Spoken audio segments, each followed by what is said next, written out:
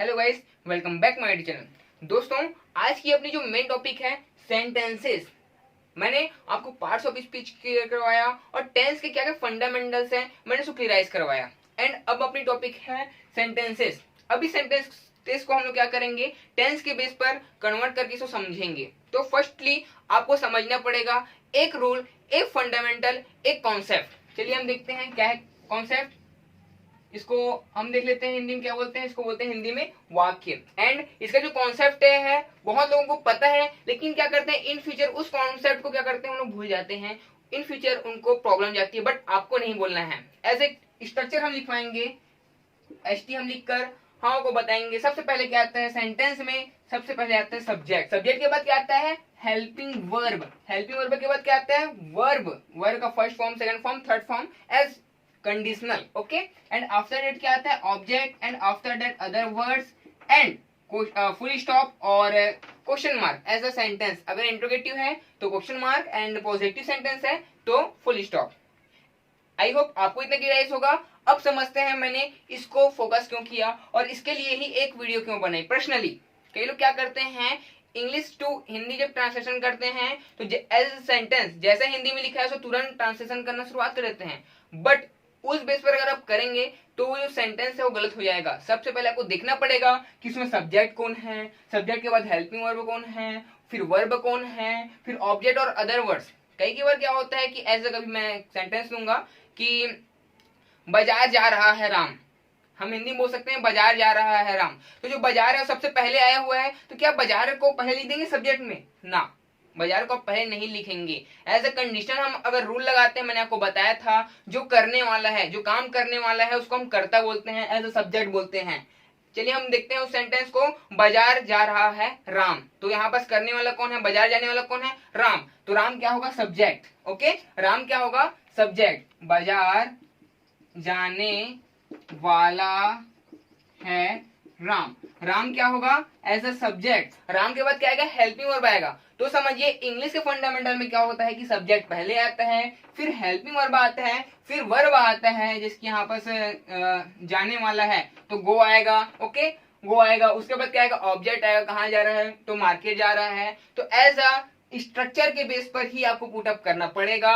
अगर आप करेंगे हिंदी टू इंग्लिश ट्रांसलेशन हूबहू तो वो ट्रांसलेशन पूरा का पूरा गलत हो जाएगा। जैसे कि बाजार जाने वाला है राम तो मार्केट गोस राम ऐसा बोलेंगे तो गलत हो जाएगा। आई होप आपको इतना क्लियर होगा और आपको एक एक पॉइंट करके मुझे समझाना है, ठीक है।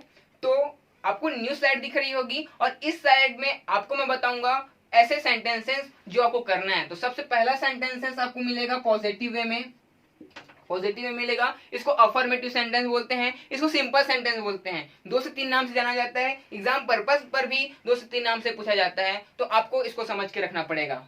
सबसे पहले मैंने क्या लिखा पॉजिटिव सेंटेंस, सेकंड मैंने बताया अफर्मेटिव सेंटेंस, थर्ड मैंने बताया सिंपल सेंटेंसेस। अब सिंपल सेंटेंसेस नाम से पता चल जा रहा है कि बहुत ही सिंपल सा होगा, इसमें कोई नेगेटिव या फिर इंट्रोगेटिव का कोई बात ही नहीं होगा। तो चलिए हम एक एग्जाम्पल लेते हैं। एज एग्जाम्पल मैंने लिखता हूं मैं, यहाँ पर लिख देते हैं मैं विद्यालय जाऊंगा। मैंने क्या लिखा मैं विद्यालय जाऊंगा। मैंने क्या लिखा मैं विद्यालय जाऊंगा। तो अब इसका जो ट्रांसलेशन है, अभी तो हम टेंस नहीं पढ़े हैं, बट हाँ इसका ट्रांसलेशन कैसे होगा इस बेस पर होगा। हर चीज का ट्रांसलेशन क्या होगा इस बेस पर होगा। ओके, जैसे कि अपन लोग देखते हैं मैं विद्यालय जाऊंगा। तो सबसे पहले हम लोग क्या करेंगे सब्जेक्ट फाइंड आउट करेंगे। क्या है सब्जेक्ट आई, आई के साथ क्या लगेगा हेल्पिंग वर्ब। इन फ्यूचर है तो अभी आपको नहीं पता है तो कोई नहीं, आई के साथ हम सेल का यूज करते हैं। सेल के बाद हम क्या यूज करेंगे, यहाँ पर दिया गया वर्ब। वर्ब यहाँ पर क्या है जाने का वर्ब है, आई सेल गो। यहाँ पर क्या आएगा वर्ब के बाद आई सेल गो। आफ्टर दैट क्या आएगा विद्यालय। मेन ऑब्जेक्ट क्या है बच गया ऑब्जेक्ट क्या है टू स्कूल, क्या है to school. And after that आपको फुल स्टॉप भी लगाना है। अधिकतर टीचर्स इसमें ही गलती करते हैं और एक परफेक्ट इंग्लिश को वो पॉज कर देते हैं या फिर बता नहीं पाते हैं। एज अ टीचर मैं आपको बताना चाहूंगा कि आपको इस पर भी फोकस करना है। मैंने क्या लिखा आई शैल गो टू स्कूल। इसका ट्रांसलेशन क्या हुआ इसके बेस पर subject helping verb verb and object. इसको आप लोग बहुत ही जानते होंगे, इसको बहुत पहले से ही जानते होंगे, बट मेरा कॉन्सेप्ट यही क्लियराइज कराना है कि आपको इसी पर चलना है, आपको इन फ्यूचर इससे हटना नहीं है। तो चलिए हम चलते हैं एक नेगेटिव सेंटेंस के ओर। जैसे कि हम लेते हैं नेगेटिव सेंटेंस में अगर हम लोग देखना चाहें तो नेगेटिव सेंटेंस में क्या होता है, नॉट लगता है। अब नॉट कहाँ पर लगाएं, जब कभी बड़ा और नेगेटिव सेंटेंस है तो हम नॉट कहाँ पर लगाएं, इसमें बहुत ही ज्यादा डिफिकल्ट या फिर क्रिएटिविटी से बोल सकते हैं कि लोगों को प्रॉब्लम जाती है, चिल्ड्रंस को प्रॉब्लम जाती है। तो आपको मेरे जो वर्ड्स हैं उसको समझना है। गेट माय पॉइंट मैं लिखता हूँ यहाँ पर, गेट माय पॉइंट कि हमेशा नॉट हेल्पिंग वर्ब के बाद आता है। क्या बोला मैंने, हमेशा नॉट हेल्पिंग वर्ब के बाद आता है।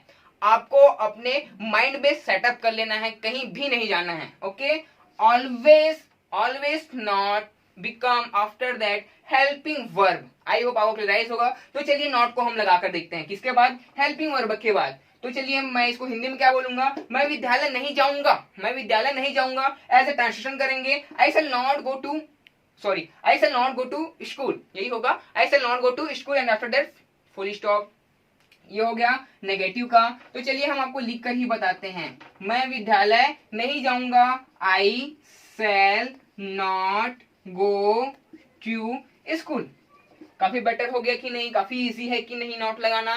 चलिए हम शुरुआत करते हैं अब इंट्रोगेटिव। अब हम चलेंगे एरोप्लेन की स्पीड से, सन सन चलेंगे हम। अब आएगा इंट्रोगेटिव, इंट्रोगेटिव बोलिए या फिर क्वेश्चन सेंटेंस बोलिए, इंट्रोगेटिव बोलिए या फिर क्वेश्चन सेंटेंस बोलिए, बात एक ही है। तो इसमें क्या होता है, आपको ध्यान रखना है कि अगर सिंपल इंट्रोगेटिव है और एक डबल इंट्रोगेटिव है, उसके बीच में आपको डिफरेंस बताऊंगा, तब आपको क्लियराइज होगा। लेकिन सबसे पहले हम सिंपल इंट्रोगेटिव आपको बताएंगे। सिंपल इंट्रोगेटिव क्या होता है, सेंटेंस का हेल्पिंग वर्ब पहले आ जाता है, उसके बाद क्या होता है, वो हूबहू लिखा जाता है।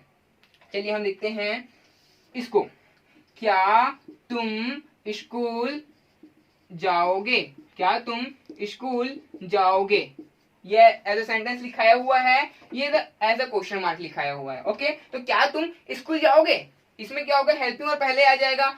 अगर हम इंट्रोगेटिव चेंज करते हैं तो हेल्पिंग वर्ब क्या है जी, देखिए सब्जेक्ट के बाद हेल्पिंग वर्ब आता है, उसको आप उठाकर सामने लिख दीजिए। शेल लिख दिया हमने, अब क्या आएगा, हूबहू हम लिख देंगे। तो सब उसके बाद क्या आएगा, सब्जेक्ट, सब्जेक्ट क्या आएगा, आई, आई के बाद क्या आएगा जी, वर्ब, वर्ब क्या था इसमें जाने का, गो, गो के बाद टू, और उसके बाद स्कूल जी। आई होप इतना क्लियराइज हुआ होगा। और लास्ट में question mark is very compulsory, question mark लगाना ही पड़ता है, वरना एग्जाम पर्पस पर एक में आधा नंबर कट जाता है।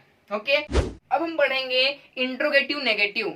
इंट्रोगेटिव नेगेटिव में क्या होगा, वो प्रश्नवाचक भी रहेगा, साथ ही साथ क्या रहेगा, नेगेटिव रहेगा। चलिए हम इसके और इसके बीच में डिफरेंस बता देते हैं। जो साधारण सा वाक्य रहता है, जो प्रश्नवाचक नहीं रहता है, उसमें क्या होता है, हेल्पिंग वर्ब के बाद आप नॉट लगाएंगे। बट अगर इंट्रोगेटिव आता है, उसमें सब्जेक्ट के बाद आपको नॉट लगाना पड़ेगा। कैसे नॉट लगाना पड़ेगा, ये सब्जेक्ट है, ये करता है, आई के बाद आप नॉट लगा देंगे, बन गया ये इंट्रोगेटिव नेगेटिव। चलिए हम देखते हैं एज एग्जांपल हिंदी में। हिंदी में हम इसको बोलेंगे, क्या तुम स्कूल नहीं जाओगे।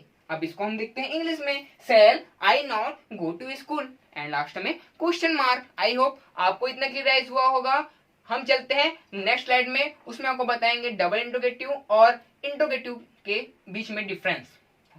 अब हम पढ़ने जा रहे हैं डबल इंट्रोगेटिव और इंट्रोगेटिव के बीच में डिफरेंस। हमने क्या पढ़ा था अभी, सिंपल इंट्रोगेटिव, इंट्रोगेटिव पढ़ा था। चलिए हम देखते हैं इसको, इंट्रोगेटिव हमने पढ़ा था, इसका हमने ट्रांसलेशन भी देखा था। इसका ट्रांसलेशन क्या था, shall I go to market, shall I go to market. अब हम क्या करेंगे, डबल इंट्रोगेटिव। डबल इंट्रोगेटिव क्या होता है, डबलेट फैमिली होता है, इसको हम डबलेट फैमिली के नाम से भी जानते हैं, और लॉन्ग इंट्रोगेटिव के नाम से भी इसको जाना जाता है। अब डिफरेंस कई लोग क्लियराइज नहीं कर पाते हैं, कई लोग बिना डिफरेंस से टेंस पढ़ने चले जाते हैं, और इन फ्यूचर उनको बहुत सी प्रॉब्लम को फेस करना होता है। तो आपको इसको अच्छे समझना है, इसमें क्या डिफरेंस है। तो चलिए मैं एक एग्जांपल लिखता हूँ डबल इंट्रोगेटिव का, इंट्रोगेटिव का लिखा ही हुआ है। डबल इंट्रोगेटिव का हम एग्जांपल लेंगे तो ऐसे होगा, तुम कहाँ रहते हो, तुम कहाँ रहते हो। It's very commonly sentences for every person कि तुम कहाँ रहते हो, वेयर डू यू लिव। आप जानते होंगे इसको, वेयर डू यू लिव, ठीक है, where do you live, where do you live, तुम कहाँ रहते हो।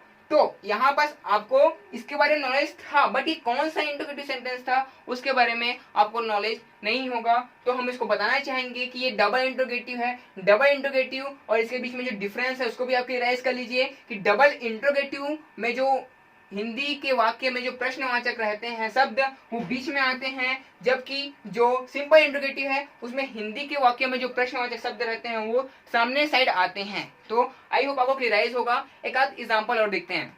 जैसे कि मान लिया जाए हिंदी के वाक्यों में क्या तुम अच्छे हो, क्या तुम अच्छे हो, वो क्या कहलाएगा, सिंपल इंट्रोगेटिव। और अगर हम डबल इंट्रोगेटिव की बात करें, तुम कैसे हो, तो हाउ आर यू, ये डबल इंट्रोगेटिव का सेंटेंस है। आई होप आपको इतना क्लियराइज होगा। और आपका ये होमवर्क है कि कम से कम आप 2 सेंटेंस इस पर बनाएं और मुझे कमेंट करके बताएं कि यह आपसे बना है कि नहीं, और उसको भी आप कमेंट करके बताएं कि आपने कैसा कैसा सेंटेंस आपने बनाया हुआ है। मैं उसको चेक करूंगा और चेक करने के बाद आपको क्लियराइज हो जाएगा कि हाँ हमसे बनता है या हमने सीखा है, और हम चलेंगे टेंस के पड़ाव की तरफ। So thank you very much watching this video. फिर मिलते हैं नेक्स्ट वीडियो के लिए, तब तक के लिए टाटा बाय बाय, जय Hind. And like share subscribe करना ना भूलिए।